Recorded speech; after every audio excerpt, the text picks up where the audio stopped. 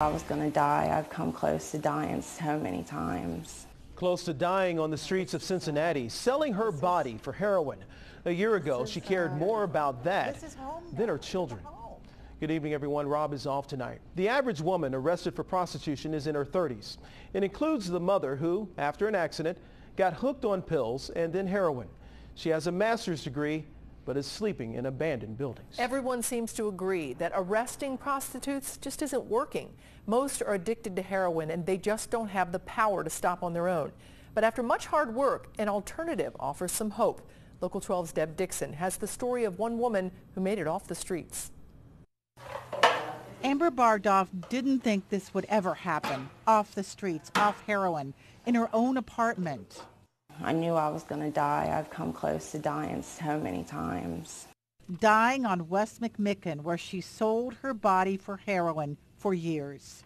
And getting in cars, getting money, going to, get the drugs, doing the drugs, then the drugs are gone. I want more, so I go get another car with a man, do what he wants, And when I finally did fall asleep, I'd wake up in the morning so sick, needing, the heroin, that I would have done absolutely probably anything. Amber is one of the lucky ones. She's been arrested many times, but the last time, last summer, there was room in the jail for her to stay and get off heroin. That's when she asked to be in the Off the Streets program that helps prostitutes get their lives back. If medical detox is available, it gives a woman a chance to literally clear her head, make better choices, and maybe see the world in a different way.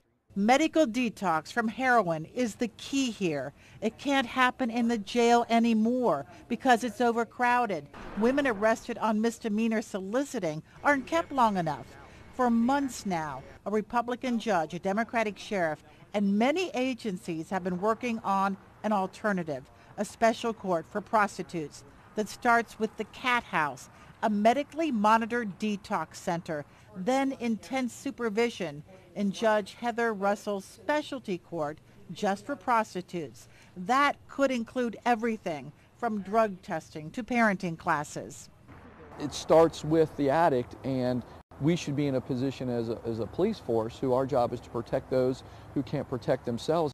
The specialty court would be a pilot program, and it will mean officers Nate Young and Katie Werner really can do more than just arrest. It's a program that could save lives. It could have saved Jessica Revelle's life.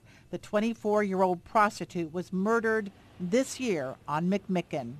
We speculated and heard that she was attempting actually to find police officers so she could get in jail. She was addicted to heroin and she wanted to be held.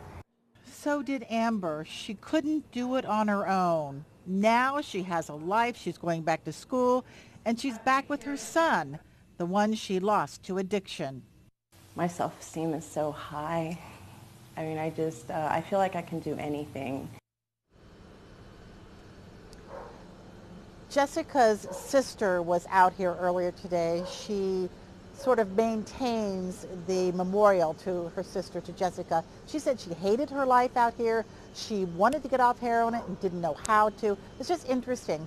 You think this world would never touch your world, but the women who have been arrested here, professionals, college-educated mothers, grandmothers, they start out often addicted to medication, progresses to heroin, and then they simply can't let it go. Cammie?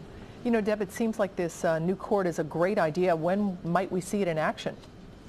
Well, what I'm being told now is that everyone's confident it's going to happen. It takes money, and there are ideas about where this money will come from. They have to pay for those treatment beds, and they're not ready to announce where that is. But everyone really believes that the court, that similar one in Columbus, is going to be here in Hamilton County. Cammie? And I'm sure you'll let us know when it happens, right, Deb? I sure will. All right, thank you.